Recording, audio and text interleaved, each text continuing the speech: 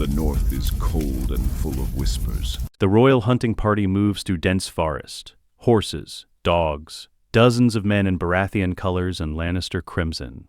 Robert Baratheon rides at the front, massive, bearded, 40 years old but looking older. His armor strains against his belly, a wineskin never far from his hand. Beside him, Renly Baratheon, handsome and easy smiling. Barristan Selmy in white armor. Lancel Lannister, young and nervous, holding another wineskin. Behind them, Lannister men, gold cloaks, hunters with spears and bows. Robert drinks, deep. The wine is strong, stronger than usual. His face flushes red. More, Robert bellows. Lancel hurries forward with a fresh skin. Renly frowns. Brother, perhaps you should drink, Robert laughs. Too loud. It's a hunt. Renly, a man drinks on a hunt. It's tradition. He drinks again. The wine hits hard. His eyes glaze slightly, but underneath the drunkenness, something remains. Muscle memory, battle instincts. The warrior who won the trident. The dogs go mad, barking, snarling, pulling at their leashes. Boar, a hunter shouts. Big one, just ahead. Robert's eyes light up. He slides off his horse, grabs his boar spear. Finally, something worth killing. Perhaps let the hunters... Fuck the hunters. This one's mine. Robert pushes forward through the brush. Renly and Barristan follow. Lancel hangs back pale. The forest opens into a clearing. And there it is. A massive boar. Tusks like swords. Eyes red with rage. Foam dripping from its mouth. Robert grins. There you are, you ugly bastard. Come on then. Let's dance. The boar charges. Everything slows. Robert plants his feet, raises the spear. The wine dulls his mind, but not his body. Not yet. Not completely. The boar is fast, faster than it should be, closing the distance in seconds. Robert's instincts scream. Move! He pivots, hard, to the left. The boar's tusks miss his gut by inches. He feels the rush of air as they pass. The spear comes down. Robert drives it into the boar's back. Not the heart. Not a clean kill. But enough. The boar screams, thrashes. The spear shaft cracks. Robert stumbles back, falls to one knee. Hunters rush forward, spears and swords. They finish the beast. It dies squealing. Robert stays on his knee, breathing hard, sweat pouring down his face. Renly reaches him first. Robert, are you hurt? No, I'm not hurt. Robert looks at his hands. They're shaking. I almost died. The wine, the God's damned wine. I almost didn't move fast enough. Barristan helps him stand. You killed it, Your Grace. A clean hunt. Clean? Robert stares at the dead boar, at the broken spear. I almost let that thing gut me, because I was too drunk to think straight. He turns, looks at Lancel. The boy is standing at the edge of the clearing, holding the wineskin, looking guilty. Lancel, how strong is it? Lancel's face goes white. Aye, it's the wine you requested, Your Grace. From the cellars? Don't lie to me, boy. I've been drinking my whole life. I know wine. That was fortified, 3 times as strong as it should be. Robert walks toward him, slow, menacing. Who told you to give me that wine? No one, Your Grace. I just thought... Robert grabs him by the throat, lifts him off the ground. Whoa. Lancel chokes, gasps. The Queen Cersei, she said you liked it strong. She said to make sure you drank it all. Robert drops him. Lancel falls, coughing. Silence. The hunters stare. Renly's mouth is open. Barristan's hand moves to his sword. Robert's voice is quiet, deadly. My wife told you to get me drunk, before a hunt, before I faced a boar. She tried to kill me. Robert looks at the boar again, at what could have been his corpse. That Lannister bitch tried to have me killed. He turns to Barristan. We're going back. Now. And when we get to King's Landing, you're going to arrest every servant who touches my food or wine. I want them questioned.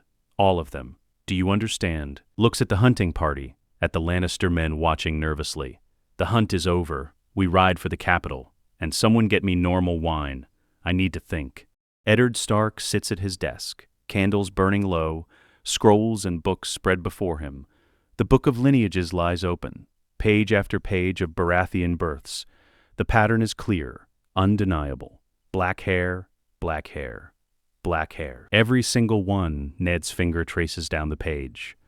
Orys Baratheon, Rhaegar Baratheon, Boromund, Boros, Lionel, Stefan. Every legitimate child, every bastard.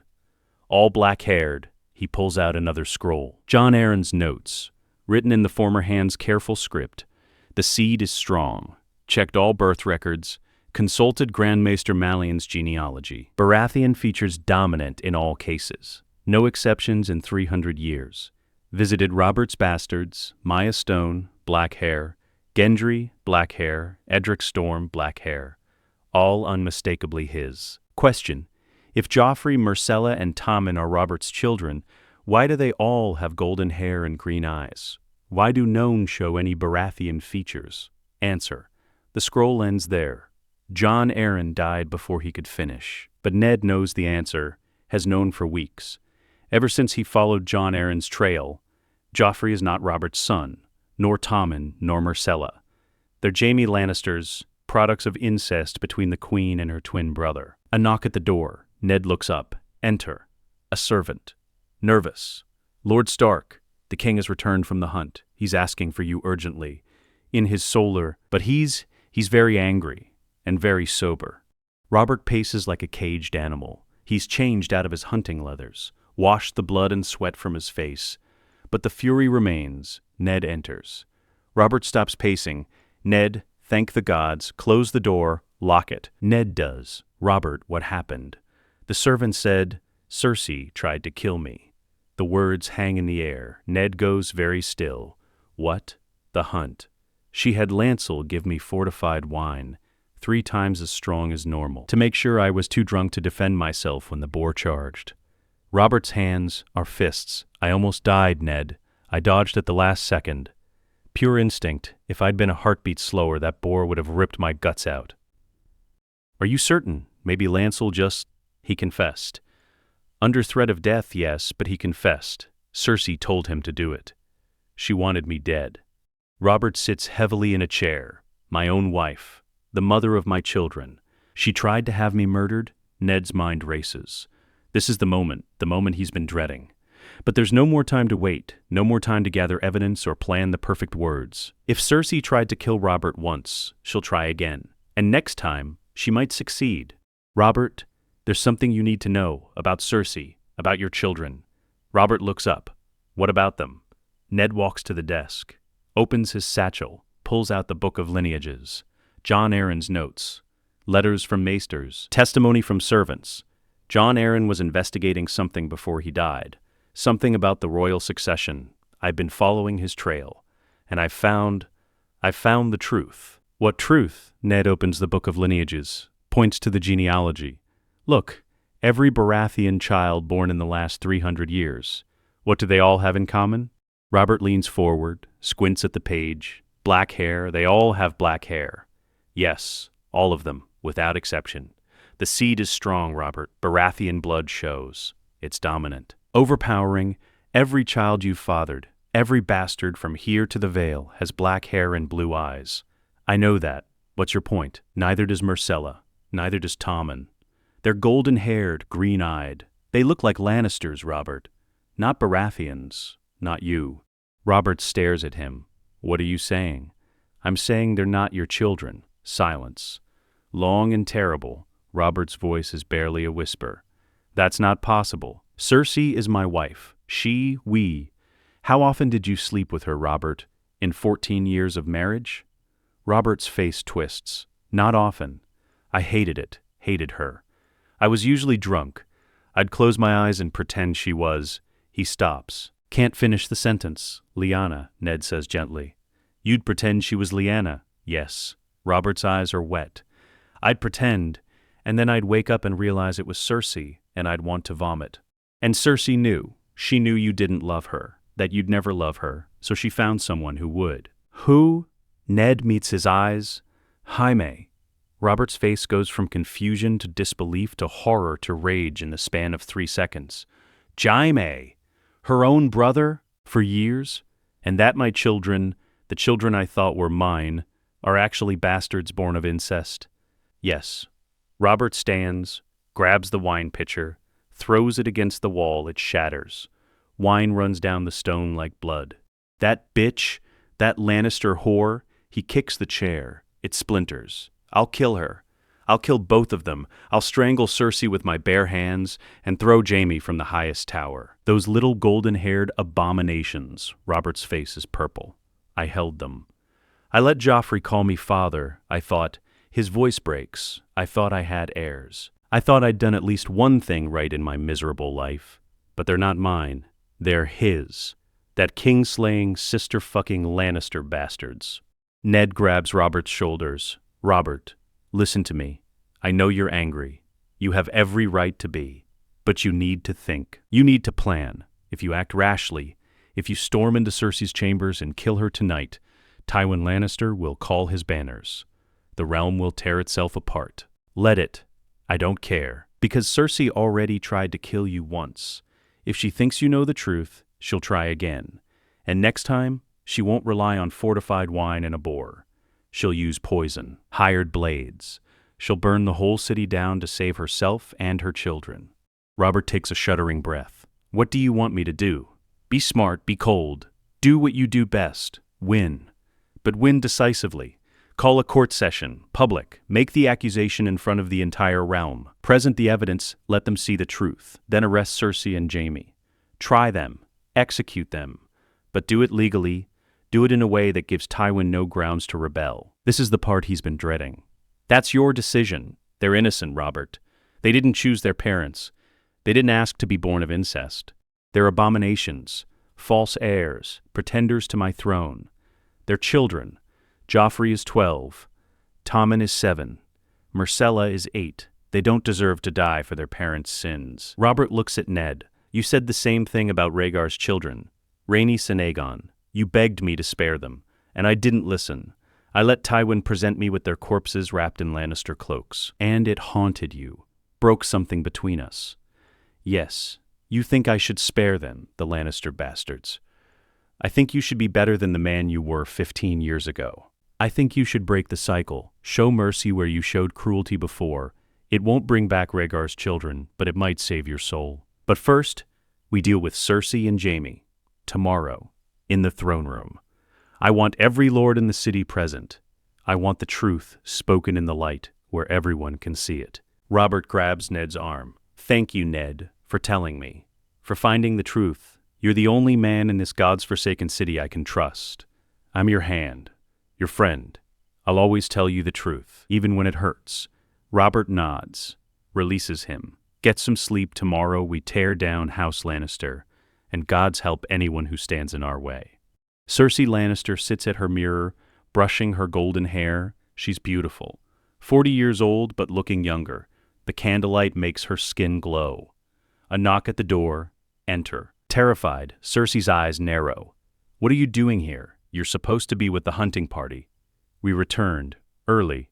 The king survived the hunt. What? The boar charged. But the king dodged. He killed it. He's alive, your grace. Cersei stands slowly. How? The wine should have... He drank it, all of it, but he still moved, still fought. And then, Lancel's voice drops to a whisper. He questioned me. About the wine. About who told me to give it to him. Cersei's face goes white. What did you tell him? I'm sorry. I'm sorry. He threatened to kill me. He grabbed me by the throat, and I thought he was going to snap my neck, and I... What did you tell him? The truth. I told him you ordered it, that you wanted the wine strong. Cersei slaps him. Hard. The sound echoes in the chamber. You fool, you stupid, cowardly fool. I'm sorry. Get out. Get out of my sight before I have you thrown in the black cells. Lancel flees. The door slams. Cersei stands alone, thinking, planning. Robert knows, or suspects. Either way, she's in danger. She walks to a hidden panel in the wall, opens it. Inside, letters. Poison vials, a dagger. She takes the dagger, slides it into her sleeve. If Robert comes for her, she won't go quietly. She'll fight. She'll kill him herself if she has to. And if she can't kill him, she'll burn everything down. The throne, the realm, all of it. She's a Lannister, and a Lannister always pays her debts. The throne room is packed. Every lord in King's Landing, every knight, every courtier, hundreds of people crowding the space. At the far end, the Iron Throne, a monstrosity of melted swords, sharp, twisted, uncomfortable by design. Robert Baratheon sits on it. For the first time in years, he's sober, clear-eyed, wearing his crown, his face as hard as stone. Beside the throne, Eddard Stark, Hand of the King. Barristan Selmy, Lord Commander of the King's Guard. Renly Baratheon, Varys. Grand Maester Pycelle. In the crowd, Cersei Lannister, dressed in crimson and gold. Her children beside her, Joffrey sneering, Myrcella nervous, Tommen confused. Jaime Lannister stands near his sister, hand on his sword. Also present, Tyrion Lannister, the dwarf, watching with sharp eyes. Robert raises his hand. The hall falls silent. Lords and ladies of the Seven Kingdoms, I have called you here to witness something, a revelation, a truth that has been hidden for too long. Whispers ripple through the crowd. Cersei's face is a mask. Robert continues. For 14 years I believed I had 3 children, Joffrey, Myrcella, Tommen. I believed they were my blood, my heirs, the future of House Baratheon. Walks towards Cersei. But I was wrong. More whispers. Louder now. Cersei's hand moves to her sleeve, to the dagger hidden there. Robert stops in front of her. Lord Stark, the book. Opens the book of lineages, holds it up so the court can see. This is the genealogy of House Baratheon, Robert says. His voice carries, loud and clear, every birth, every child. For 300 years, and they all have one thing in common. Can anyone tell me what it is? Silence. No one speaks. Black hair, Robert roars. Every single one of them, every legitimate child, every bastard, every son and daughter born of Baratheon blood has black hair. It's in our blood, our seed, our very nature. He turns to the crowd. I have fathered many children, bastards, yes, but my bastards, my blood, and every single one of them, every single one, has black hair. Maya Stone in the Vale, Gendry in Fleabottom, Edric Storm in the Stormlands, all black-haired, all unmistakably mine. He looks at Joffrey, at Myrcella, at Tommen, but these 3, golden hair, green eyes, Lannister features from head to toe, not a trace of Baratheon in them, not a single trace. The crowd erupts, shouts, gasps, accusations. Cersei's voice cuts through the noise. This is madness. You're mad, Robert. These are your children. I am your wife. How dare you? I dare because it's the truth. Robert's face is red. You cuckolded me, Cersei. You betrayed me. You passed off bastards as my heirs. Lies. Who told you this, Stark? He's always hated me. He's always hated my family. This is a plot. Is it a plot that every Baratheon child for 300 years has black hair? Is it a plot that your children look nothing like me? Is it a plot that you tried to have me killed yesterday? The hall goes dead silent. Cersei's face goes white. What? Strong enough that I'd be too drunk to defend myself when the boar attacked. You tried to murder me, Cersei, your own husband, the father of your supposed children. Cersei looks at Lancel. He's standing in the crowd, pale and shaking. He won't meet her eyes. You little worm, she hisses. Robert points at Jaime. And you, Kingslayer, you've been fucking your own sister. Haven't you? Jaime's hand tightens on his sword. Your Grace, don't lie to me. Robert's bellow shakes the windows. I know the truth. Joffrey, Myrcella, and Tommen are your children, born of incest, born of sin. They have no claim to my throne, no claim at all. The court explodes. Lords shouting, ladies fainting, guards moving forward. Joffrey steps forward, 12 years old, blonde, arrogant. I am the prince. I am your son. You cannot.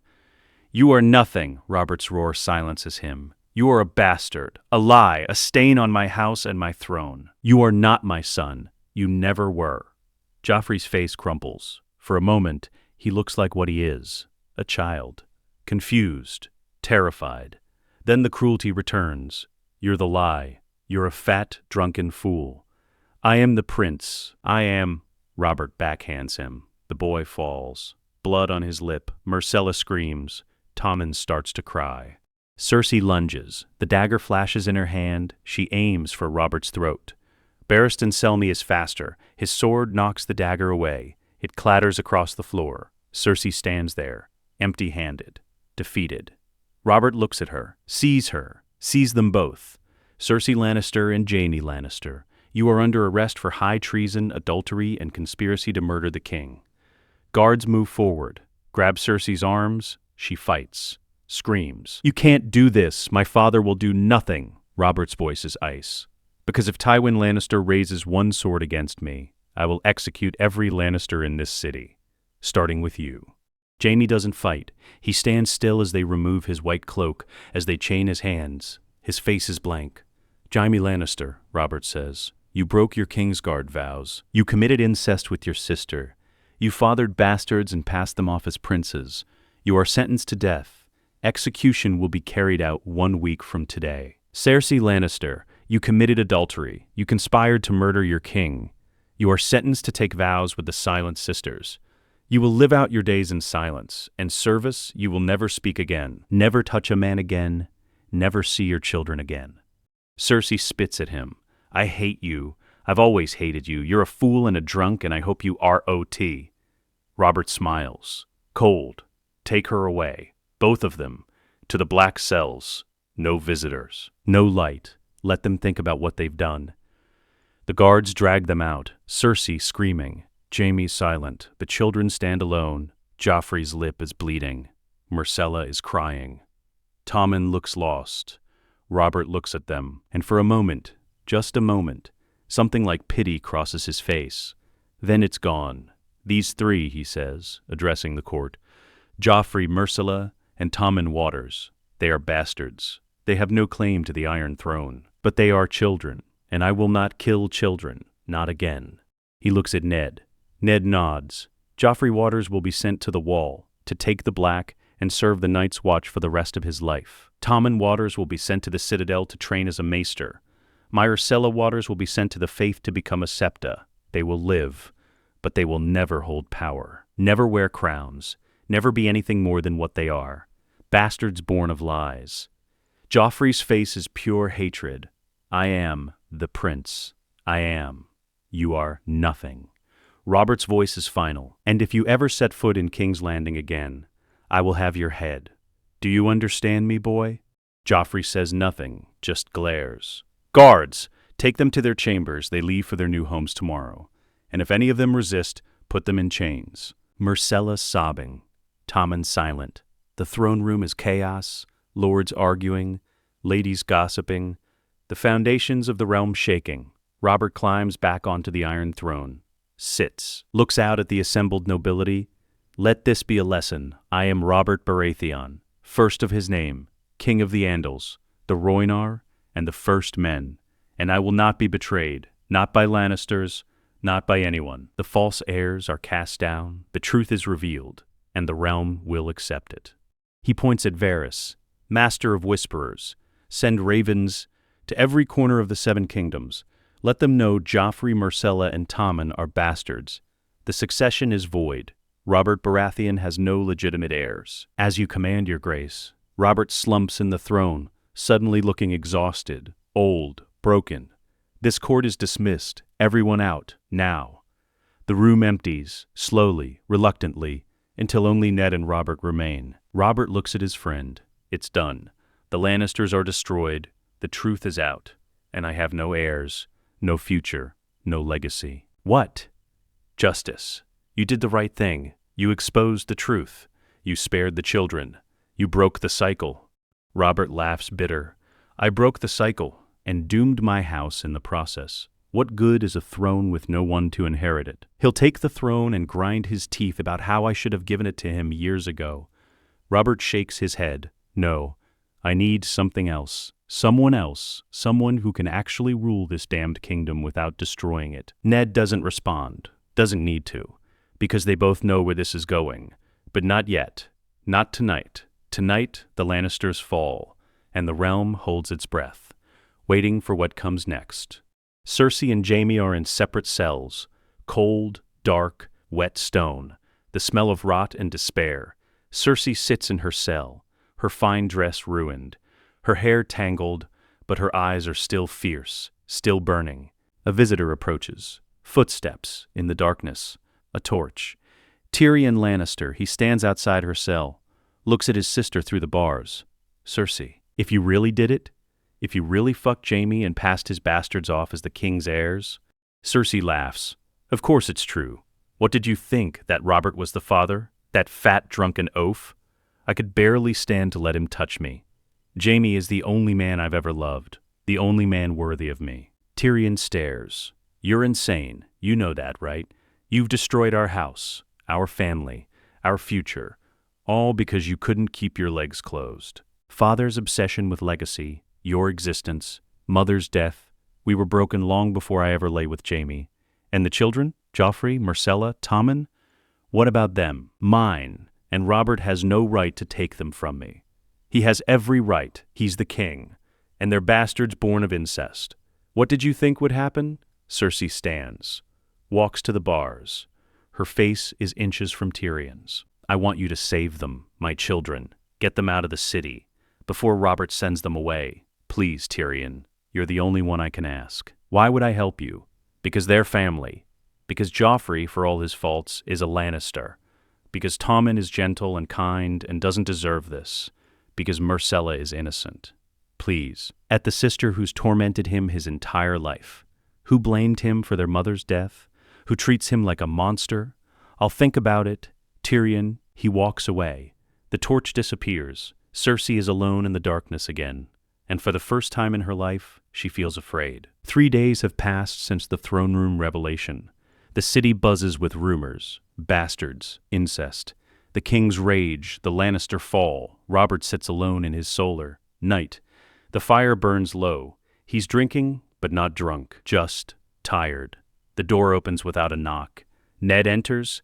You should knock, Ned. You told me I never have to knock. Robert manages a weak smile. I did, didn't I? He gestures to a chair. Sit. Drink with me. Not to get drunk. Just to have company. Ned sits. Takes the offered cup. How are you?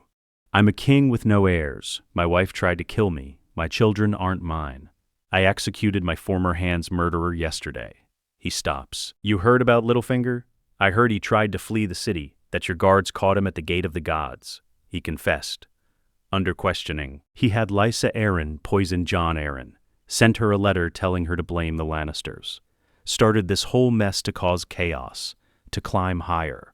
Robert's voice is flat. I had him executed this morning. Thrown from the walls onto the rocks below. It took him a long time to die. Good. They drink in silence.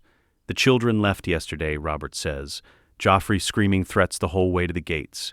Myrcella crying. Tommen just quiet, looking at me like I was a monster.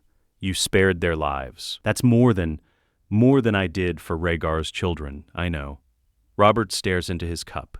Do you think it matters that I showed mercy this time? Does it balance the scales? I don't know, but it's a start. Robert laughs bitterly. I'm 35 years old, Ned. I've been king for 15 years. And what do I have to show for it? A broken marriage. Dead children that weren't mine. A realm that's about to tear itself apart when Tywin Lannister marches his army east. No heirs, no legacy, nothing. Ned sets down his cup. Robert, there's something I need to tell you. Something I should have told you years ago. But I was afraid of what you'd do. Afraid of what it would mean. What is it? It's about Lyanna. Robert goes very still. What about her? She didn't die the way you think she did. She didn't die because of Rhaegar. She died in childbirth. The fire crackles. Robert's voice is barely audible. What? Rhaegar's son. Another Targaryen bastard too. No. Not Rhaegar's. Ned's voice is steady. Lying comes hard to him, but this lie is necessary. This lie might save Jon's life. Lyanna she was already with child when she disappeared. From before. From a northern lord who died in the rebellion, she kept it secret. Didn't want anyone to know. Didn't want father to force her into marriage. Robert stares. Lyanna had a child? A son? Yes. Where is he? What happened to him? Ned takes a breath. I took him. Raised him as my own. Claimed him as my bastard to protect him. To keep him safe from people who might use him. Or hurt him. Or worse. You're saying Robert's voice shakes. You're saying Jon Snow isn't your bastard. He's Lyanna's son. All these years I thought you'd dishonored your marriage, that you'd fathered a bastard while Catelyn waited for you, and you let me believe it, let everyone believe it, to protect Lyanna's child. I'm sorry I lied to you, but I couldn't risk. Don't apologize. Robert's voice is rough. You did what you had to do. You protected her son. You gods, Ned. You gave me something I thought I'd lost forever. A piece of Lyanna, her blood, her legacy. He turns. His eyes are wet. Where is he? Where's the boy? At the wall he took the black a few weeks ago. Join the Night's Watch. What? Robert's roar shakes the room. You let Lyanna's son join the Night's Watch. Why? He didn't know who his mother was. He thought he was my bastard. He had no future in Winterfell. Catelyn wouldn't have him there. The Watch seemed like the only honorable path. Honorable? Honorable? Robert is pacing now. Ned, that boy is all that's left of Lyanna, all that's left of the woman I loved more than life itself. And you sent him to freeze on the wall? To give up all claims, all titles, all chance at a future? He hasn't taken his final vows yet. He's still in training. We can bring him back. We can bring him back. Now. Today, send ravens, send riders. I don't care if he's sworn 100 oaths. I'm the king. I want him here, in King's Landing, where I can see him, where I can know him. Robert, if you bring him here, people will ask questions. They'll want to know why the king cares about a bastard boy from the north. Let them ask, let them wonder. I'll tell them the truth, that he's Lyanna Stark's son, that he's family, that he deserves better than the wall. Ned stands. And then what? You can't just keep him as a ward forever. He's 14 years old. He needs a future, a place in the world. I have no heirs, Ned. The throne passes to Stannis when I die, and Stannis will be a terrible king. Rigid. Joyless. He'll grind the realm under his heel in the name of justice and duty. What are you saying? I'm saying that Lyanna's son deserves more than the wall, more than being a bastard, and I deserve to leave something behind, something good, something that matters.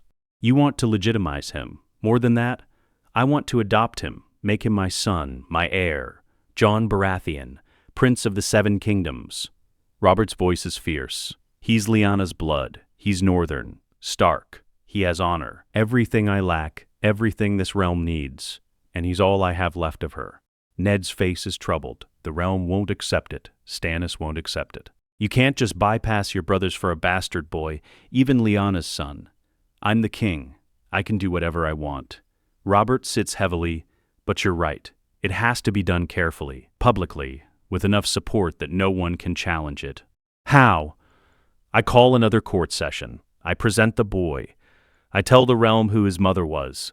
I legitimize him first. Jon Stark, son of Lyanna Stark. Then I adopt him as my own through royal decree, Jon Baratheon. My chosen heir, Stannis will rebel. Stannis won't have a choice. If I do this right, if I have the North's support, the Faith's blessing, enough lords willing to accept it, he'll bend the knee. Because the alternative is civil war, and Stannis is nothing if not a man who respects law and order. If I make it legal, he'll accept it, eventually. Ned sits back down. This is madness. This is necessary. I have no heirs, Ned, and I won't let Stannis turn the Seven Kingdoms into a joyless prison. Jon is young. He can be shaped, taught. He has your honor and Lyanna's fire. He'd be a good king. Better than me. Better than Stannis. Maybe even better than you. He's just a boy. He's never even been to court. He doesn't know politics or intrigue, or he can learn. With you as his hand, with good advisors. He'll learn. Robert grips Ned's shoulder. Help me do this. Help me give Lyanna's son the life he deserves. The life she would have wanted for him. Ned closes his eyes.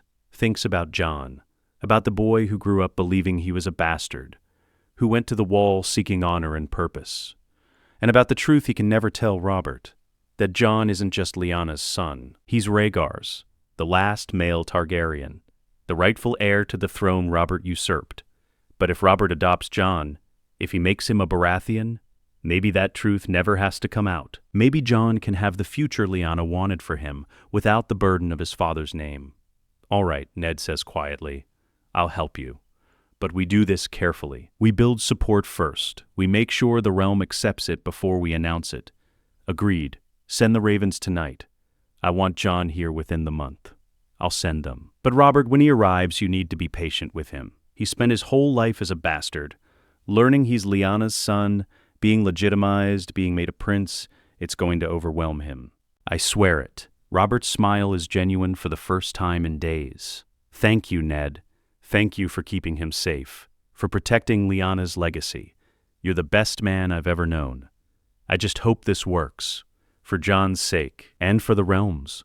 They drink, and outside the city sleeps, unaware that tomorrow ravens will fly north, carrying a message that will change everything.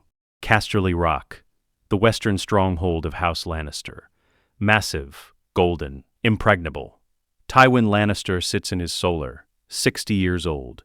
Gray-haired, hard as iron, he reads the Raven Scroll for the third time, his daughter arrested, his son sentenced to death, his grandchildren declared bastards and exiled. House Lannister, the richest and most powerful house in Westeros, publicly humiliated by a fat drunk. Tywin sets down the scroll. His face shows nothing, no rage, no grief, just cold calculation. Kevan Lannister, his younger brother, stands nearby. What are your orders? Call the banners, all of them. I want 60,000 men ready to march within the month. You're going to war with Robert Baratheon?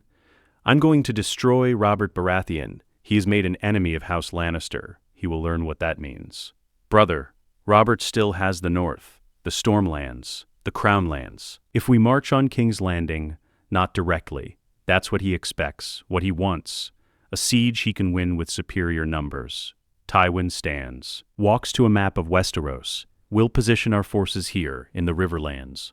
Threaten the Stark supply lines. Force Robert to come to us. Fight on ground we choose. And if he doesn't come, he'll come. Robert is a warrior, not a strategist. He'll want a decisive battle. We'll give him one. On our terms, what about Jaime? The Raven says he's sentenced to die in 4 days. Jaime broke his vows. Fathered bastards with his own sister. Brought shame to our house. Tywin's voice is ice. If Robert executes him, so be it. Jaime made his choice. He is a stain on our legacy, just like Cersei, just like Tyrion. Tywin's jaw tightens, but he is still a Lannister. And no one punishes a Lannister without paying the price. Robert will learn that, even if Jaime must die first. Kevan nods slowly. I'll send the ravens, the banners will be called. Offer them an alliance. Gold, trade concessions, a marriage between Cersei and Willis Tyrell once she's freed. Whatever it takes to secure the Reach. You think they'll accept? The Tyrells are ambitious but cautious. They'll wait to see which way the wind blows. We need to show them we're strong, that Robert is weak. That siding with us is the winning choice. And if they refuse, then we fight without them.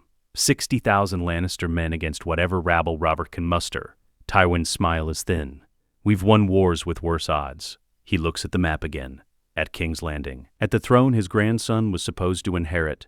Robert Baratheon thinks he's won. He's destroyed my daughter, exiled my grandchildren, sentenced my son to death. He thinks he's broken us. Tywin's voice drops to a whisper. He's about to learn that a lion does not concern himself with the opinions of sheep, and when sheep attack lions, they die screaming. The Wall, a massive structure of ice and magic stretching across the northern border of the Seven Kingdoms, 700 feet high, leagues long, the barrier between the realm and the darkness beyond. Castle Black, the main fortress of the Night's Watch, cold, Spartan, home to fewer than 600 brothers in black.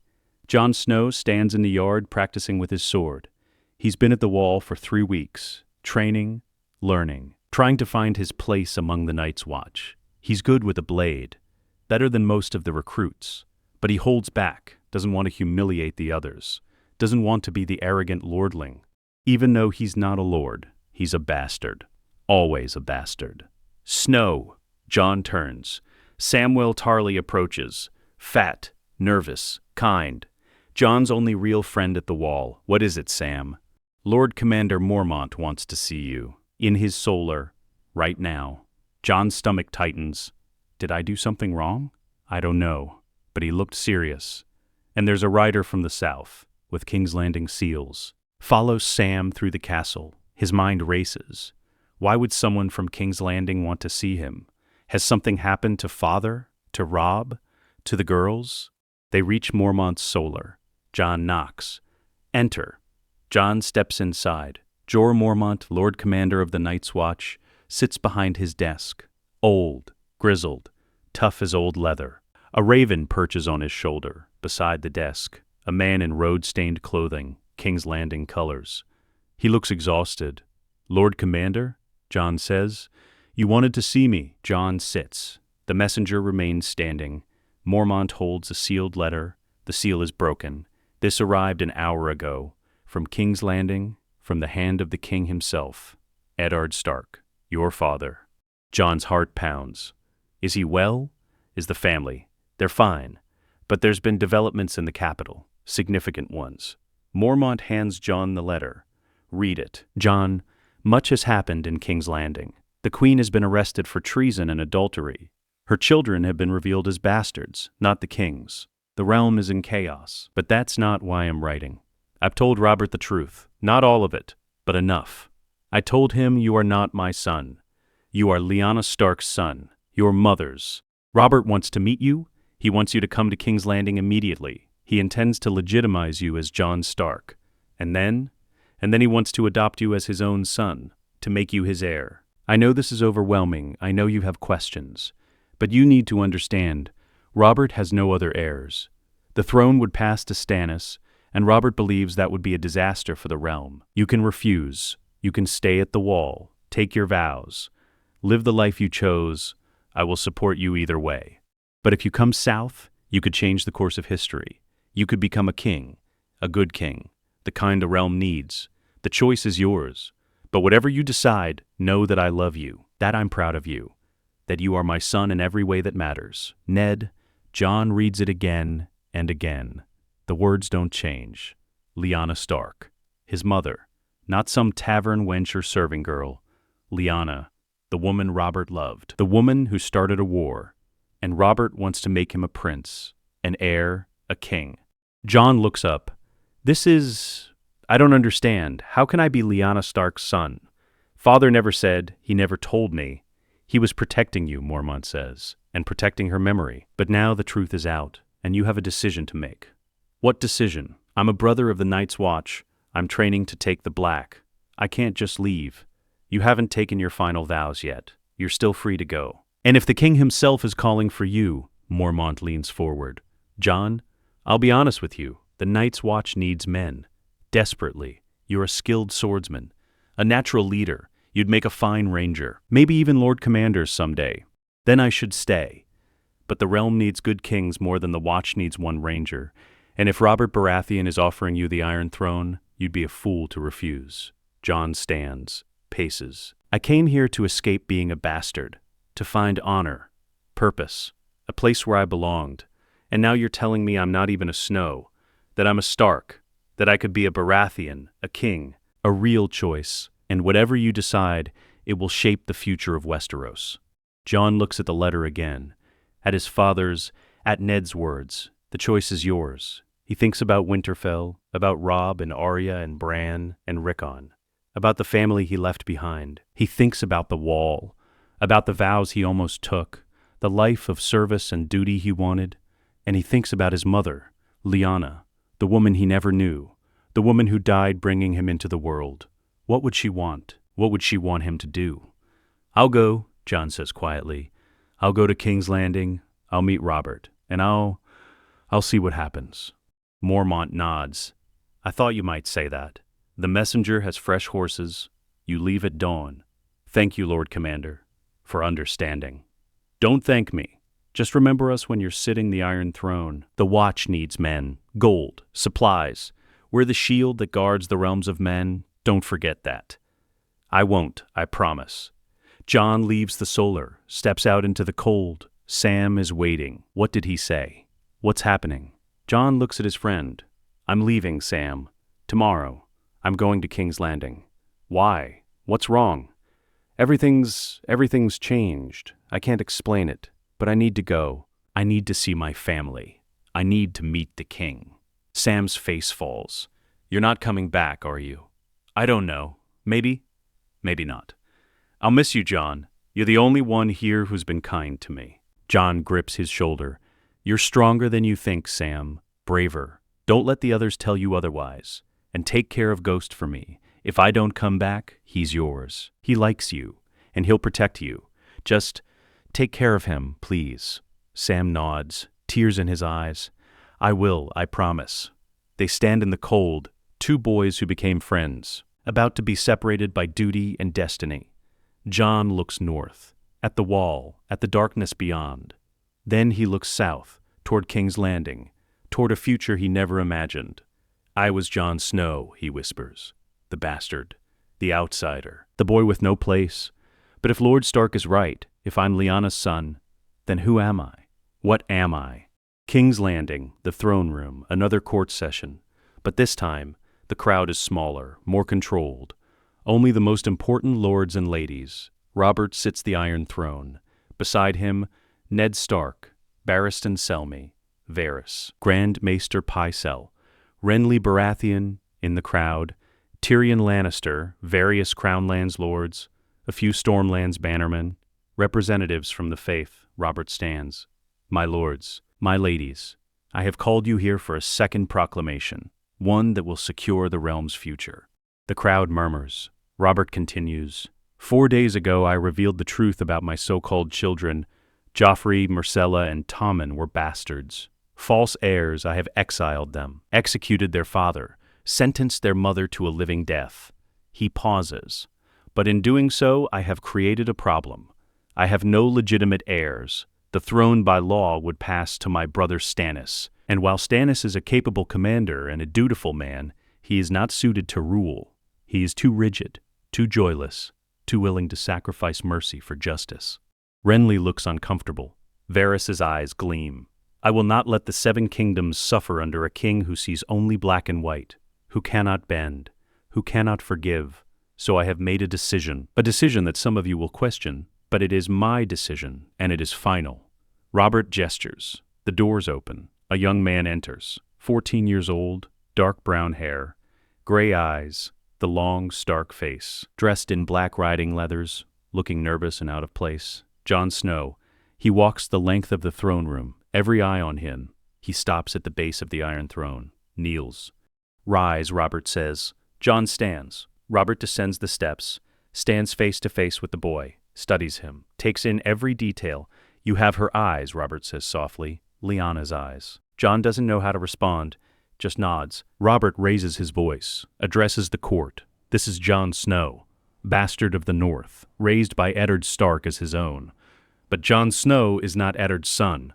He is Lyanna Stark's son, born to her before her death, hidden to protect him, raised in secret, but no more. Gasps, whispers, shock rippling through the crowd.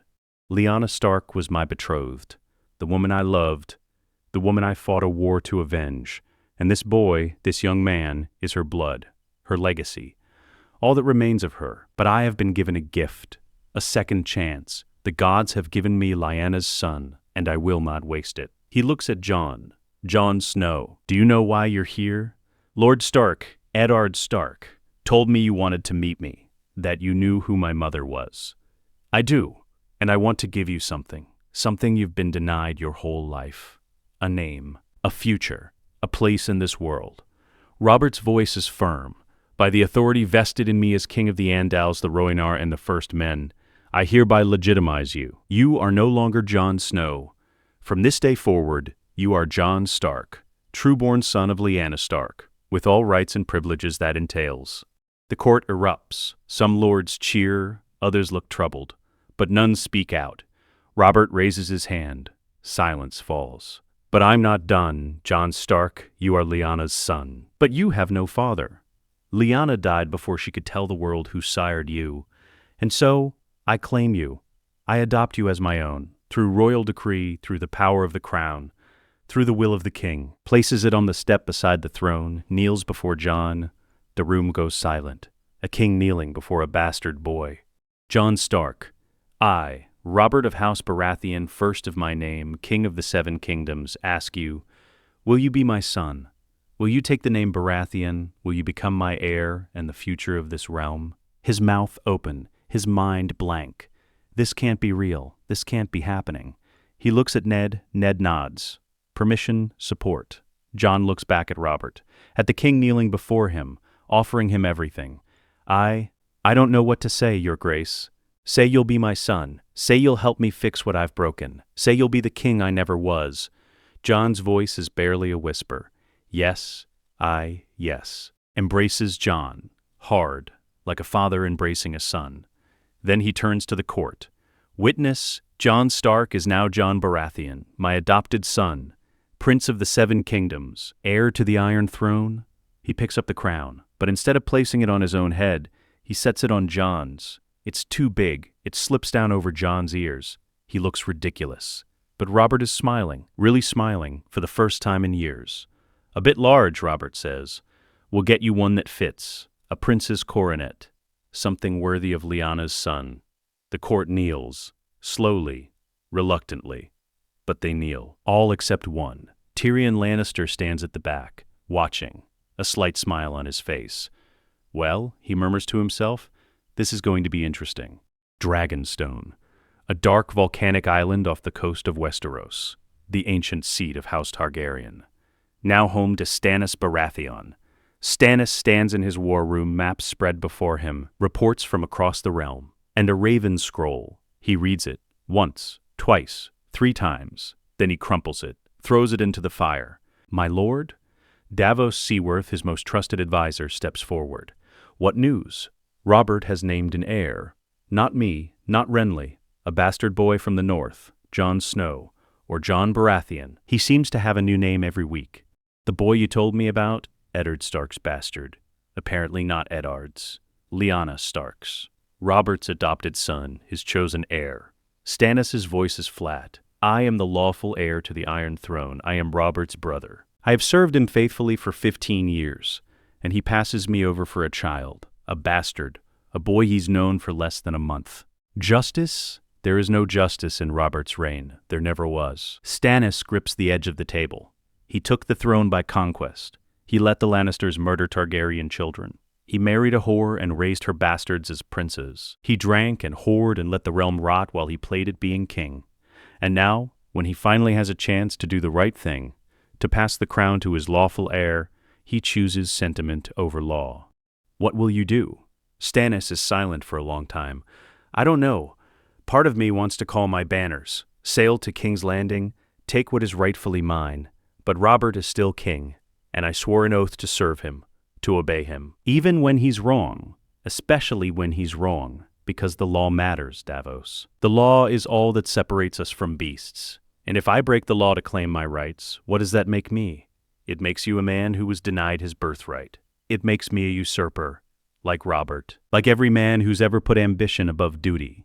Stannis sits. No, I won't rebel. Not yet. Not while Robert lives. But when he dies, when this boy sits the Iron Throne, we'll see how long sentiment holds against law. Davos nods. And in the meantime, we wait. We watch. We prepare, and we pray that Robert comes to his senses before it's too late. Robert never does. And when the time comes, Stannis will have a choice. Accept the usurper's heir, or claim what is rightfully his. He already knows which he'll choose. The law is the law. And Stannis Baratheon always follows the law, no matter the cost. 6 weeks have passed since Jon's legitimization. The realm buzzes with tension. War is coming. Everyone knows it. Robert stands in his solar with Ned. Studying maps, scouts report Tywin's forces gathering in the Riverlands. 60,000 men, the largest army in Westeros. He's not marching on the capital, Ned says. He's waiting, forcing us to come to him. We gather our forces, and we crush him. Robert's finger traces the gold road. Here. We meet him here. Open battle. Man to man. Army to army. That's what he wants. He's chosen the ground. He has the advantage. I don't care. I'm tired of waiting. Tired of planning. I want this over. Robert looks at Ned. How many men do we have? The Crownlands have rallied. 20,000. The Stormlands are sending another 20. And Robb is marching south from Winterfell with 20,000 Northmen. That's 60,000. Equal to Tywin. What about Stannis, his fleet, his forces? Ned's face darkens. No response. He's sealed himself on Dragonstone. He won't commit to either side. That stubborn bastard. He'd rather let the realm burn than support a succession he doesn't agree with. Robert slams his fist on the table. Fine, we don't need him. We have the numbers, we have the will, and we have the right. A knock at the door. Jon enters. He's wearing better clothes now, not quite royal, but not a bastard's leathers either. A prince's attire, black and gold. Baratheon colors with stark accents. You wanted to see me? Aye. Sit. Robert gestures to a chair. Ned and I are planning the campaign. Against Tywin. I want you there. Jon sits. Why? I'm not a commander. I've never fought in a real battle. You're my heir. You need to learn. And there's no better teacher than experience. Robert looks at him seriously. I'm taking you west, with the army. You'll ride with me and Ned. Watch. Learn. And when the battle comes, you'll fight. Prove yourself. Jon's stomach tightens. Your grace, but not your grace. Not when we're alone. Robert, I'm not ready for this. I've trained, yes, but against boys at Winterfell, against recruits at the Wall, not against Lannister soldiers in a real war. Nobody's ready for war. You just survive it and hope you learn something. Robert's voice softens slightly. Look, I know I'm asking a lot. I legitimized you, adopted you, made you a prince, and now I'm dragging you into a war. But this is what it means to be a Baratheon, to be a king. You fight, you lead, you prove you deserve the crown. And if I die, like any soldier, like any man. Robert leans forward. But you won't die, because you're Lyanna's son. You have her fire, her courage, and you have Ned's training. You'll survive, and when it's over, the realm will see you as more than just a bastard I legitimized. They'll see you as a warrior, a leader, someone worthy of the throne. Jon looks at Ned. What do you think? I think Robert's right. You need to prove yourself, not to us. To the realm, to the lords who whisper that you're just a boy playing at being a prince. Ned's voice is steady. But I also think you should be careful. Stay close to me and Robert. Don't take unnecessary risks. Your job is to survive and learn, not to be a hero. Jon nods slowly. All right, I'll come. I'll fight. But I'm terrified. Good, Robert says. Fear keeps you sharp, makes you careful. It's the fearless idiots who die first. He grins. You'll do fine. And when we crush Tywin's army, when we win this war, you'll have earned your place. No one will question your right to the throne. And if we lose, we won't. Because I'm Robert fucking Baratheon. I won the throne once. I'll defend it now. And no Lannister is going to take it from me. The execution yard. Dawn. Cold. The entire court has gathered to witness. Jaime Lannister kneels on the block, hands bound, head bowed. He's been in the black cells for 6 weeks. Thinner, pale, but still defiant.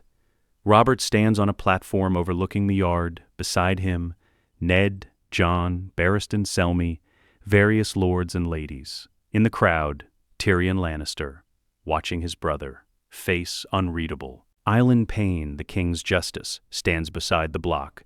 His sword, Ice Ned's Valyrian steel greatsword, taken as a trophy, gleams in the morning light.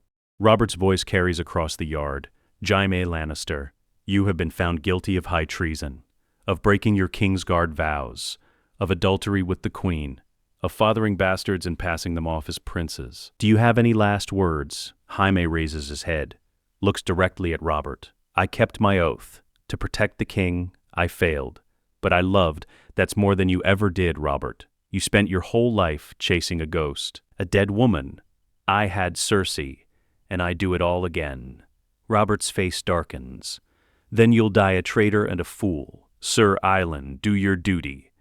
Jaime lowers his head onto the block, closes his eyes. Island raises ice. The blade catches the light, falls. Jaime Lannister dies without a sound. His head rolls. Blood pools on the stone. The crowd is silent. Jon looks away. He's never seen a man executed before. Never seen death up close like this. Tyrion stands motionless, staring at his brother's corpse. Then he turns and walks away without a word. Robert watches him go. Let him mourn. He's lost his brother, his sister, his family's honor. Let him have his grief. Ned touches Jon's shoulder. Are you all right? I don't know. I just watched a man die and everyone's treating it like it's normal, like it's nothing. But it's necessary. Justice must be done, even when it's hard, even when it costs. Ned's voice is quiet. Remember this feeling, remember what it costs to take a life. When you're king, you'll have to make these decisions, and it should never be easy. Jon nods, but he can't shake the image of Jaime's head falling, the blood, the finality. This is what it means to be a king, to order deaths, to execute men, to carry the weight of justice. And Jon isn't sure he's strong enough for it. The Riverlands, near the Gold Road, two massive armies face each other across open ground.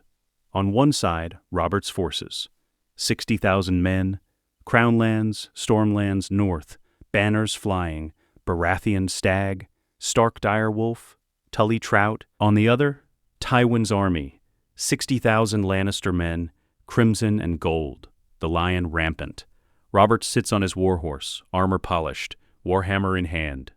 For the first time in years, he looks like the demon of the trident, the warrior who won the throne.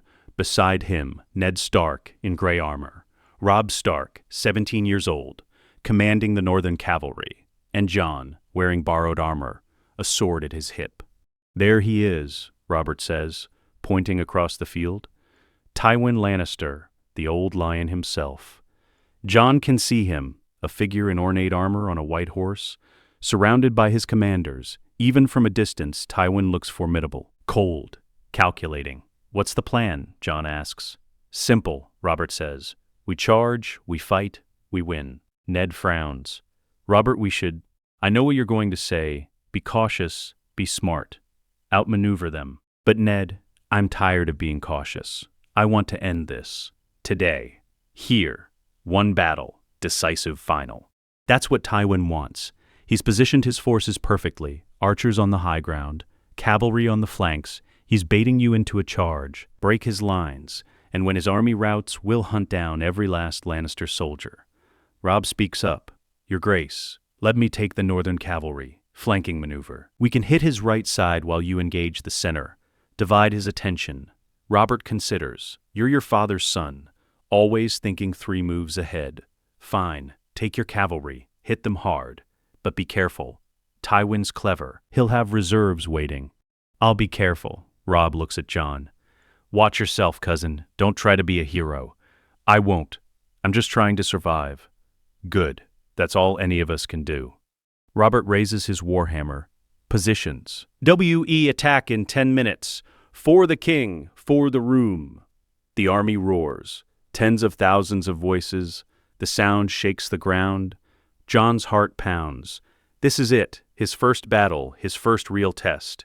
He grips his sword, tries to remember everything he learned, every lesson from Roderick Cassell, every form, every technique. But all he can think is, I'm going to die, and I'll never see Arya again. Never see Winterfell. Never. Ned's hand on his shoulder. Breathe. Stay close to me. Do exactly as I say, and you'll be fine. You can't promise that. No. But I can promise I'll do everything in my power to keep you alive. Because you're my son, in every way that matters. And I won't lose you. Jon nods, takes a breath. Thank you. For everything. For protecting me. For raising me. For... Save it for after the battle. We'll drink together, celebrate. And you can thank me then. The horn sounds. 3 long blasts. The charge begins. 60,000 men surge forward. The ground trembles. Horses, soldiers, screaming, roaring. Jon rides with Ned and Robert, in the vanguard, heading straight for the Lannister center. Arrows fall like rain. Men die. Horses scream. The noise is deafening. Jon's world narrows to survival. Dodge the arrows. Stay on the horse. Don't fall. Don't die. The armies collide. Steel on steel. Blood. Chaos. Robert is a force of nature. His warhammer crushes skulls, breaks shields, shatters armor. Men fall before him like wheat before a scythe. He's laughing. Actually laughing. This is what he was born for. War, battle, violence. Ned fights beside him, precise, efficient. Ice in his hands, the Valyrian steel cutting through Lannister armor like cloth. Jon tries to keep up. A Lannister soldier charges him. Jon parries. Counterstrikes. The man falls. Jon doesn't have time to think about it. Another soldier. Another. He's fighting on instinct. Training taking over. He's still alive. Still fighting. Still falls. Jon is thrown. hits the ground hard. His vision blurs. A Lannister knight looms over him, sword raised. This is it. This is how I die. But Ned is there.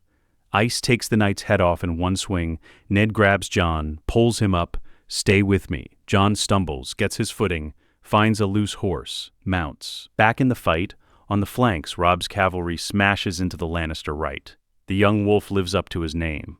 Tactical brilliance, speed, precision. The Lannister line buckles. In the center, Robert pushes forward, deeper, harder, breaking through. And then Jon sees him. Tywin Lannister, mounted on his white horse, surrounded by his elite guard. Robert sees him too. Tywin, face me, you coward. Tywin's eyes meet Robert's across the battlefield, and he makes a decision. He charges directly at Robert, his guard following. No, Ned shouts. It's a trap, Robert, don't. But Robert is already moving, spurring his horse forward, warhammer raised. Roaring, the two leaders meet in the center of the battle. A space clears around them. Soldiers on both sides stop fighting. Watch. Robert swings. Tywin dodges. His sword flashes. Catches Robert's side. The armor dents but holds. Robert's warhammer comes down. Catches Tywin's horse. The animal collapses. Tywin rolls. Comes up on his feet. They fight on foot now. King against lord. Warhammer against sword. Robert is stronger. Faster. Years of war have made him a killer. But Tywin is smart. Calculating. He doesn't try to match Robert's strength. He dodges, waits for an opening. Robert overextends, swings too hard. Tywin's sword finds the gap in his armor, slides between the plates, into Robert's side. Robert roars, more rage than pain. His warhammer swings, catches Tywin in the chest. The armor crumples, ribs shatter. Both men fall. The battlefield freezes. Ned spurs forward. Robert! Jon follows. They reach the king. Robert is on his knees, blood pouring from his side, but he's alive, breathing. Tywin Lannister lies nearby, not moving. His elite guard rushes to him, lifts him. He's broken, dying, blood bubbling from his mouth. Get Robert back, Ned shouts. Guards, protect the king. Form a shield wall around Robert. Jon helps support him. The king is heavy, so heavy. I got him, Robert gasps. I got the bastard. Did you see? I crushed his ribs. He's done. You're wounded. We need to get you to the maesters. I'm fine. It's just a scratch. I've had worse. But Robert's face is pale. He's losing blood. Across the field, the Lannister army sees Tywin fall, sees their lord broken, and something breaks in them. The lines waver, collapse. Men start to flee. Robb's cavalry charges. The Northmen pursue. The Lannister army routs. It's over. The battle is won. But at what cost? The command tent. Night. Maesters work on Robert, stitching, bandaging, giving him milk of the poppy for the pain. Ned and Jon wait outside, covered in blood, exhausted. Is he going to die? Jon asks. I don't know. The wound is deep. But Robert's strong. He's survived worse. What about Tywin? Dead. He died on the field. His chest was crushed. Ribs pierced his lungs and heart. He was dead before they got him off the battlefield. Jon sits heavily. We won. But it doesn't feel like winning. War never does. Even when you win, you lose. Men, friends, parts of yourself. Ned looks at Jon. You fought well today. You survived. That's all I could ask. I killed men. At least 3. Maybe more. I don't even remember. It was all chaos and noise and... I know. The first time is always the hardest, but you did what you had to do. You protected yourself. You fought for the realm. There's no shame in that. Does it get easier? No. It gets harder, because you remember every face, every death, every choice. Ned's voice is heavy, but you learn to carry it, to live with it, because that's what it means to rule, to lead. You bear the weight so others don't have to. The tent flap opens. A maester emerges. Lord Stark, Prince Jon. The king is asking for you. They enter. Robert lies on a cot. His side is bandaged. He looks pale but alive. His eyes are clear. Ned, Jon, come here. Robert reaches out, grabs Ned's hand, then Jon's. We won. Tell me we won. We won, Ned confirms. Tywin is dead. The Lannister army is scattered. It's over. Good, good. Robert coughs. Blood flecks his lips. How bad is it? The wound? Deep. But you'll survive. With rest. Time. Care. I don't have time. My body's been failing for years. The drinking, the eating, the fighting. This is just the last straw. Robert's grip tightens. Listen to me. Both of you. The war isn't over. Tywin is dead. But the Lannisters still have Casterly Rock. The Westerlands. They'll rally. Regroup. We need to end this completely. How? Jon asks. Diplomacy, mercy, smart politics. Robert looks at Ned. You'll negotiate the peace. Offer the Lannisters terms. They keep their lands, their titles. But they bend the knee, accept Jon as my heir, and they give hostages guarantees of loyalty. They won't accept that easily. Then you make them accept it. You're the hand of the king. You speak with my authority.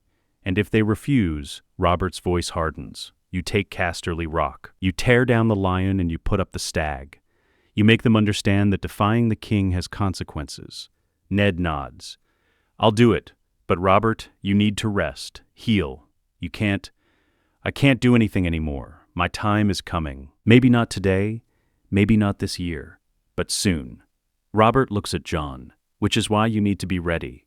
You need to learn, to grow, to become the king this realm needs. I don't know if I can. You can. Because you're Lyanna's son. Because you have her strength, her fire, her goodness. Robert's eyes are wet. I never deserved her, never deserved the love she gave me. But you're everything good about her. Everything I should have been. Robert, let me finish. I don't have much time before the maesters dose me with more milk of the poppy, and I sleep for days. Robert takes a shuddering breath. Jon, when I die, and I will die sooner than any of us want, you'll be king, King Jon I, and you'll face challenges I can't even imagine. Enemies, betrayals, hard choices. I'm scared. Good. Fear keeps you humble, keeps you human, but don't let it paralyze you. When the time comes, you make the hard choices. You do what's right, not what's easy, not what's popular, what's right, and you'll be a better king than I ever was. Robert releases their hands, sinks back into the cot. Now get out, both of you. Let me rest, and send in the maesters. I need more of that poppy milk. Pain's getting bad. Ned and Jon leave the tent, stand in the cold night. He's dying, Jon says. Not from the wound, from everything. He knows it. We know it. Everyone knows it. This war, and then we prepare for what comes next. His death, my coronation, ruling a realm that doesn't want me, ruling a realm that needs you. There's a difference. Ned grips Jon's shoulder. You're going to be a good king, Jon. Better than Robert. Better than any of us. I believe that. I wish I did. They stand in silence. Around them, the army camps, tends to wounds, buries the dead, celebrates the victory. But Jon feels no joy. Only weight. The weight of a crown he never asked for, a throne he never wanted, a future he can't escape. 3 months later, the war is over. The Lannisters sued for peace, bent the knee, accepted Jon as Robert's heir, sent hostages to King's Landing as guarantees of loyalty. Cersei Lannister has taken her vows with the Silent Sisters. She serves in the Sept, silent, broken, her children scattered to the ends of the realm. The realm is at peace, fragile, uneasy, but peace nonetheless. And in King's Landing, in the throne room, something monumental is about to happen. Robert sits the Iron Throne. He's thinner now, weaker. The wound from the battle never fully healed. His body is failing. Everyone can see it. The throne room is packed. Every lord who matters, every major house, witnesses to history. At the base of the throne, Jon Baratheon, 17 years old now, 3 years since his legitimization. He's grown, matured, learned. He's not a boy anymore. He's a man, a prince, a future king. Robert stands, slowly, painfully, but he stands. My lords, my ladies, I have ruled this realm for 18 years. I won the throne through conquest, through war, through blood, and I have done my best to keep it safe, to keep the realm whole. His voice is weak but steady, but my time is ending, my body fails, my strength fades, and so I must prepare for what comes next, for the succession, for the future. 3 years ago, I named Jon Baratheon my heir, my adopted son. Some of you questioned it, some of you resisted, but Jon has proven himself, in battle, In counsel, in wisdom, he is worthy of the crown. More worthy than I ever was. Robert removes his crown, holds it in his hands, and so, while I still draw breath, while I can still speak and command, I do this. I abdicate. I step down. I pass the crown to my chosen heir. The room erupts, gasps, shouts. Disbelief! Silence! Robert roars. His voice for a moment has the old power, the old fury. The room quiets. I, Robert of House Baratheon, first of my name, King of the Andals, the Rhoynar, and the First Men, do hereby resign my crown and pass it to Jon of House Baratheon, my son and heir. May he rule with wisdom, justice, and mercy. May he be the king this realm deserves. He descends the steps, walks to Jon, places the crown on his head. It fits perfectly now. They made it for him. Smaller than Robert's, elegant, beautiful, a crown for a young king. Rise, King Jon, first of his name, King of the Andals, the Rhoynar and the First Men, Lord of the Seven Kingdoms, protector of the realm. Jon stands, turns, faces the assembled lords. They kneel, slowly, one by one, house by house. The Northmen kneel first. Robb Stark leads them. The North pledges its loyalty to King Jon, now and always. The Riverlands, even the Westerlands, the few Lannister lords present, bend the knee. Jon looks at Ned, his father in all but blood. Ned kneels too. My king, I swear my loyalty, my service, my life. Jon wants to tell him to stand, that he doesn't have to kneel. But this is ceremony. This is politics. This is what it means to be king. Rise, Jon says. His voice carries. Stronger than he expected. All of you, rise. They stand. The throne room is silent, waiting. Jon walks past Robert, up the steps, to the Iron Throne, the seat of kings, the seat of power, the seat of pain. He sits. Carefully, the blades press into his back, his arms. A reminder. A king should never sit easy. He looks out at the assembled lords, at Robert, standing at the base of the throne, smiling, at Ned, pride in his eyes, at Robb, his brother and bannerman.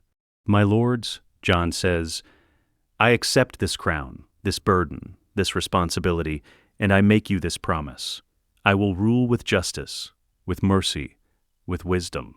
I will protect the realm from its enemies. I will defend the weak. I will uphold the law, and I will be the king my mother would have wanted, the king Robert believed I could be, the king this realm needs. He pauses, but I cannot do it alone. I need your counsel, your support, your loyalty. Together we will build a realm of peace, of prosperity, of hope. This I vow. The lords cheer. Not all of them. Some faces are troubled, skeptical, but enough. Enough to start. Robert climbs the steps. Slowly, Jon stands, helps him. They embrace. You'll be a great king, Robert whispers. Better than me. Better than any of us. And when you sit that throne, when you make the hard choices, remember, you don't have to be perfect. You just have to try. That's all anyone can ask. For everything. For giving me this chance, this life, this future. Thank Lyanna, she's the one who gave you to me. The last piece of her. The best piece. Robert steps back. Now rule, King Jon. Rule well and make us all proud. He descends. Leaves the throne room, the former king, the warrior, the broken man who found redemption in a bastard boy. Jon sits again, alone now, on the Iron Throne, the weight settling on his shoulders. Ned approaches, kneels. Your Grace, I am your hand. What are your first commands? Jon thinks. About everything he's learned, everything he's seen, the battles, the deaths, the choices. My first command, strengthen the Night's Watch. Send them men. Gold, supplies, the wall protects the realm. We've neglected it too long. That ends now. Ned nods. A wise choice. My second command, summon the lords. All of them. To a great council, here. In 6 months, we need to discuss the realm's future. The laws, the succession, everything. We start fresh. We build something better. And my third command, Jon looks at the assembled lords, at the realm he now rules. Send ravens to every corner of the 7 kingdoms. Let them know the time of games and lies is over. King Jon the Eye sits the Iron Throne, and he will rule with justice for all the people, not just the High Lords, not just the rich, everyone. But enough, Jon sits back, feels the blades pressing into him. Uncomfortable, painful, exactly as designed. He's 17 years old. A bastard made a prince, made a king. And he has no idea what he's doing, but he'll try. He'll learn, he'll grow, because that's what Lyanna would have wanted. What Robert believed in, what Ned taught him. He'll be the king the realm needs, or he'll die trying. Across the narrow sea, Pentos, a massive mansion owned by Illyrio Mopatis, Daenerys Targaryen sits in a garden. 20 years old, silver hair, violet eyes, beautiful and deadly. 3 dragons perch nearby, small still, but growing. Drogon, Rhaegar, Viserion, the only dragons in the world. A servant approaches. Bows. Khaleesi, a letter from Westeros. Daenerys takes it, breaks the seal, reads. Her face goes pale, then hard. What is it? Ser Jorah Mormont asks. He's her advisor, her protector, her most loyal servant. Robert Baratheon has abdicated. A new king sits the Iron Throne. Jon Baratheon, a bastard he adopted, made his heir, a bastard king, fitting for a dynasty built on usurpation. Daenerys continues reading. Her eyes widen. This letter, it's from Varys. He says Jon Baratheon is not Robert's son, not his blood. He's adopted, and his real father was... She can't speak, can't breathe. What? Who? Rhaegar. My brother, Jon Baratheon, is Rhaegar's son. With Lyanna Stark, he's a Targaryen. And he's stolen my throne. The dragons sense her rage. They hiss, spread their wings. Daenerys stands. The letter crumples in her fist. I am Daenerys Stormborn of House Targaryen, rightful queen of the 7 kingdoms, and I will not let a pretender, a hidden Targaryen raised by usurpers, sit my throne. What will you do? I will build my army. I will cross the narrow sea, and I will take back what is mine, with fire and blood. She looks at her dragons. They've grown since Khal Drogo died, since she walked into his funeral pyre and emerged with 3 living dragons. They're the size of dogs now. Soon they'll be the size of horses, then bigger. The Targaryens ruled Westeros with dragons for 300 years, and we will rule again. Not Robert, not this Jon, me. Jorah bows. I will follow you, Khaleesi, to Westeros, to war, to the Iron Throne. Good, because war is coming. And when I arrive, King Jon will have a choice. Bend the knee to his rightful queen, or burn. The dragons roar, and across the sea in Westeros, King Jon sits his throne, unaware of the storm gathering in the east, unaware that his aunt, his father's sister, is coming for her crown. The game is not over. It has only just begun. 5 years later, winter fell. The gods would. Winter has come, snow falls softly through the red leaves of the heart tree. Jon Baratheon, now 22 years old, stands before the tree, alone, thinking. He's been king for 5 years. 5 years of hard choices, compromises, victories and failures. The realm is stable, mostly, but threats remain. Stannis still broods on Dragonstone, refusing to acknowledge Jon's legitimacy. Waiting, planning. And across the sea, reports of a silver-haired queen with dragons, growing stronger, building an army, preparing to invade. Jon doesn't know she's his aunt, doesn't know he's truly Rhaegar's son. Ned has kept that secret for the realm's stability. But secrets have a way of coming out, and when they do, footsteps in the snow. Arya appears. She's 15 now, still wild, still fierce, but older, wiser. You're brooding again. Jon smiles. I'm thinking there's a difference. Brooding, thinking, same thing. She sits beside him. How's being king? Exhausting, complicated, lonely. They do. Every council meeting. Your Grace, you need a wife, you need sons. The succession must be secured. Jon sighs. But I'm 22. I have time. Do you? Father, Ned says threats are gathering. Stannis. This Targaryen queen. Others. You need to be ready. I know, I will be. Jon looks at his sister. How's Winterfell? How's Robb? Robb's good. He's a good lord. Fair. Just. The North loves him. Arya pauses. He misses you. We all do. You should visit more. I will, when I can. But the realm needs me in King's Landing. Needs me on the throne. The throne isn't everything, Jon. Don't forget that. Don't forget who you are. Where you came from. Jon touches the heart tree. The carved face watches him with red eyes. I won't, I promise. I'm Jon Stark, Jon Baratheon, son of Lyanna, son of Ned, brother to you, to Robb, to Bran and Rickon. I'll never forget that. Good, because we need you to remember. The North remembers. Always, they sit in silence, the snow falls, winter settles over the land, and in King's Landing the Iron Throne waits. The blades, the pain, the burden, Jon will return to it. He has to, because he's the king, the Winter King, the Silver Stag, the boy who became a prince who became a king.